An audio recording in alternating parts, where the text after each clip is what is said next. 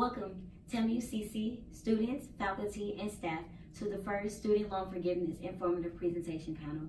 My name is Yasmine. I'll be representing the Republicans along with my colleague, Camryn. The Democrats will be represented by Brania and Saul. Let's begin. So you may be asking yourself, why is this information so credible? Well, for the last couple of months, we've actually gathered a reasonable amount of information and sources to inform you all on student debt and the Student Loan Forgiveness Program. So relation? Many of you are using financial aid such as loans and grants to help cover tuition fees in college. The central idea of this panel is to demonstrate the Republican and Democrat stance on Trump administration plan to add stricter regulations to the public service loan forgiveness plan. Now that you all got a pretty good idea of what we'll be talking about today, let's begin with the Republican stance. Republicans reducing federal student loan accessibility over time started in 2016. According to Herrera, Republicans want the government to stop providing loans to college students and would like the private sector to take over. In 2017, House Republicans introduced new bills called GOP Tax Reform and the Prosper Act. House Republicans' Reauthorization of Higher Education Act of 1965 began this year. House Republicans' tax overhaul in the U.S. took place by eliminating public service loan forgiveness, pay-as-you-earn, revised pay-as-you-earn, and income-based repayment, which will no longer exist in the public service loan forgiveness program. Our Federal One loans would replace federal direct loans, which are listed above, leaving only two payment options for loan forgiveness. Those options would be the standard 10-year plan and an income-driven repayment plan. The Prosper Act code is 4508, which you can find online for more information. But the basis of this act is to purposely support students in completing an affordable post-secondary education that will prepare them to enter the workforce with skills they need for lifelong success. According to Cooper, in 2018, the Prosper Act will increase funding up to $12 billion by making new investments in the Pell Grant programs for our nation's most vulnerable students. Now, my colleague Camryn will begin talking about the higher education reauthorization. Okay, to talk about the reauthorization of the Higher Education Act, we'll be first comparing it from the 1965 Act to the one currently existing in 2018. So first, the Higher Education Act was enacted in 1965 with the goal of providing financial assistance for students in post-secondary and higher education institutions and universities. This is when government-funded student aid programs were in force. So to compare that to the one currently existing in 2018, our current Secretary of Education, Betsy DeVoe, along with the Republican stance, believes a reauthorization of the Higher Education Act is needed in order to have students in their best interest, ensuring to only assist students in need of aid and making sure not to assist the wrong people, according to Meckler of 2018. So the important takeaway from that point is that enforcing this reauthorization of the Higher Education Act will actually make qualifications of financial assistance stricter to ensure the aid will be placed in the right hands over people who don't need it, and then over students who actually would make use of this money. So to add more changes to this, the Democratic Party will stand up here and argue that education is a basic human right, and although the Republican stance believes that as well, but in order for that to be true, we would have to take the already existing student loan forgiveness plan and make the qualifications stricter and implement it for the better. So Meckler of 2018 continues that Democrats introduced the idea of the Obama era, which includes using the already existing student loan forgiveness plan implemented by President Obama during his presidency. Republicans believe that they can take the Obama era student loans and enforce stricter regulations and implement Obama's student loan forgiveness and implement it for the better.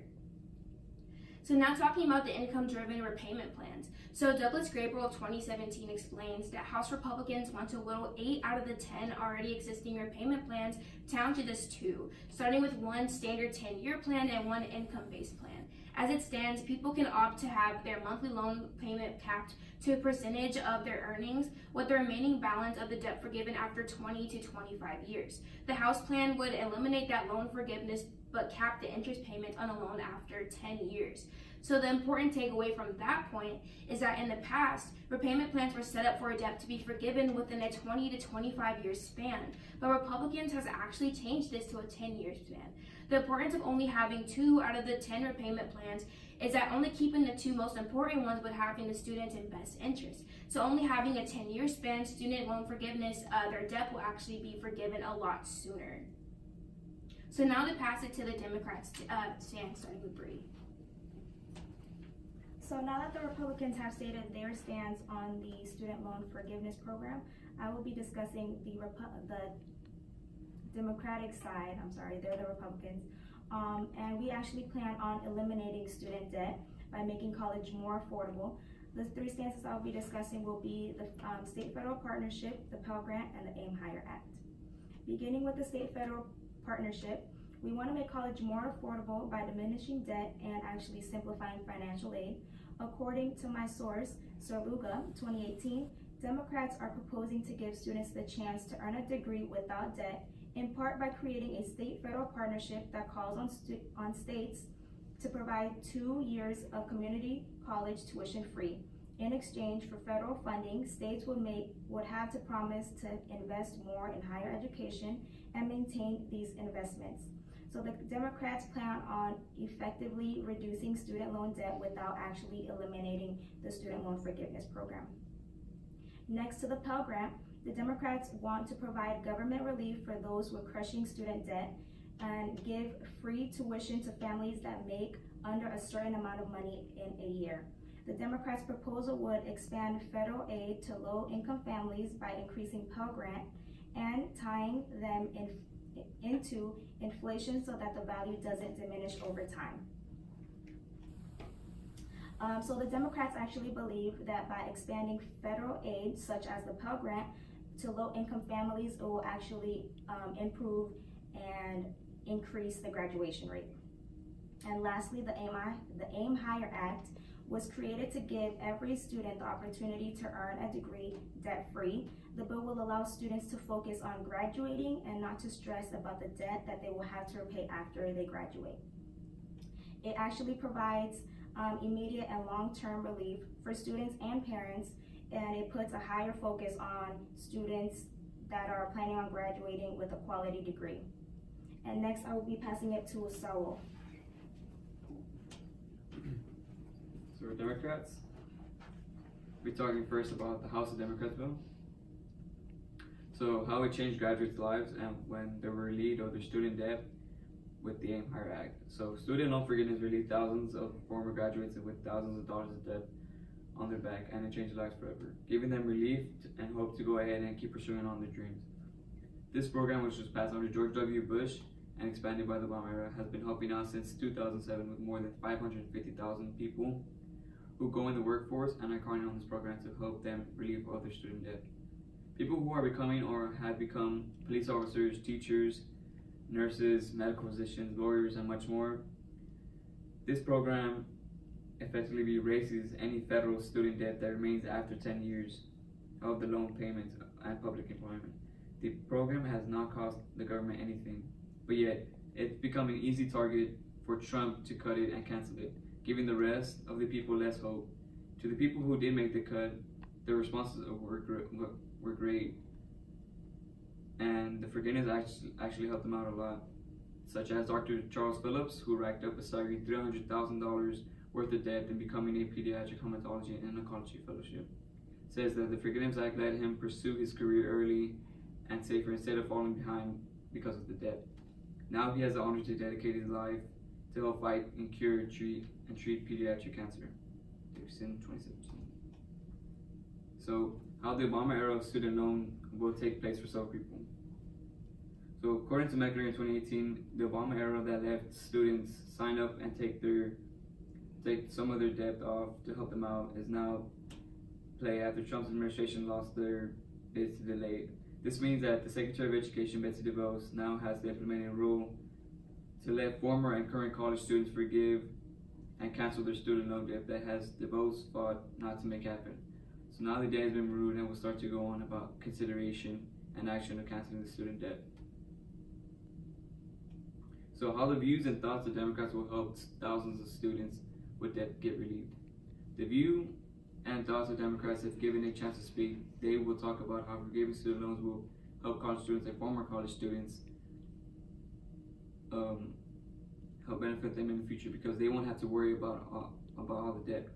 Debt affects a lot of college students and graduates because it holds them back from doing what they want to do in the future, such as getting a job, graduate school, buying a house, a car, or anything that needs a good amount of money. Having that much debt will cut them from getting the stuff they want and need. Christine, 2018. And now I'll pass the conclusion to Yasmine. Thank you, Saul. So to conclude, we already stated that the central idea of this panel is to briefly introduce how Trump's administration is trying to make stricter modifications to the public service loan forgiveness program. And by doing so, we believe that the Republicans will believe that implementing only 2 of those repayment options will be beneficial. And of course, the Democrats believe that implementing free debt college will be beneficial as well. So to end this, we would like to leave you guys and encourage you guys that you should take time and to learn about these changes and what's happening and get involved in politics, and also go to the financial aid office, speak with your financial aid loan advisor to see what will be best and beneficial to your case, because it does depend on a case by case. So will there be any questions? I have a question. Sure. So the 10-year plan for the Republicans sounds great, but what if I can't financially afford to pay it off in 10 years? What if I need the 25 years to pay it off? Okay, so with the Republican stance, I think like the idea of it is being misconstrued. So Republicans want to make it that like it's actually better for you because it's actually a shorter amount of time for your debt to be forgiven. So you don't really look at it as you have to pay it back within a 10-year span. It's your loan being forgiven, because that's what the student loan forgiveness plan is all about. Okay. And based on your eligibility, it really depends on what your qualifications are. If you qualify for the 10-year plan, or if you qualify for the single base income plan, you may not qualify for the 10-year plan, so that might not affect you, but you may qualify for the income-based plan, depending on your income and what you make. So depending on that, I would advise you to go to the Round Building and speak to your financial aid advisor and see what would be beneficial to you as well. You can also visit our the FAFSA.gov website and go on there and look at their Q&A. They have questions that should have better answers for you according to your case. Okay, thank you. You're welcome. And for the Democrats, I like the 10-year forgiveness. So does that mean that if I don't pay it off in 10 years, then I don't have to pay like whatever balance I have after that? That's correct. So then what happens to that debt? Does that just keep accruing to the national debt so we go further and further into the trillions that we're spending? Well, I'm actually not sure, but do you guys know the answer to that response? So can you restate your question that you're asking about the debt, the national debt? Yes. So if I don't pay off all my student loans in the 10 years that the Democrat Party's proposing, will that just keep on adding to the national debt? Okay, so the Democrat stance, I believe, they're trying to prevent the 1.3 trillion debt crisis that's actually happening right now in the economy. So with that being said, they're saying that like having the already existing student loan forgiveness plan that was implemented during the Obama era, it would actually help like prevent that for having so many different repayment plans with that. It would prevent that. But while the Republican stance is saying that only keeping 2 of those will actually help that, because it depends on like what you qualify for. Because at the end of the day, we're both advocating for students to have all their debt forgiven. Okay, thank you. Welcome. Is there another question? Let me think. For the Republicans, when can we see when this bill will be passed? Is this something that's still like being talked about in the House? So the Republicans already enforced the 10-year, like to eliminate the 10, eliminating 8 out of the 10 repayment plans. So that's why they're already keeping 2. So because the Secretary of Education, Betsy DeVos, who was hired by Trump's administration, so she's on the Republican side, has already enforced that. Yes, Okay. it's already in the process. That's why we highly encourage you guys to start to get active and get connected on what loans you're taking out now. If you're paying on interest rates, like you guys should be already thinking about that before you become a senior. I know you guys are in your freshman years, maybe sophomore, junior, but now it's a really good time, because coming next year, all of these changes are going to start to come in effect. And according to research, if you're not already enrolled in one of the public service loan forgiveness programs, then after that enrollment is closed, you will not be able to seek forgiveness, so they say.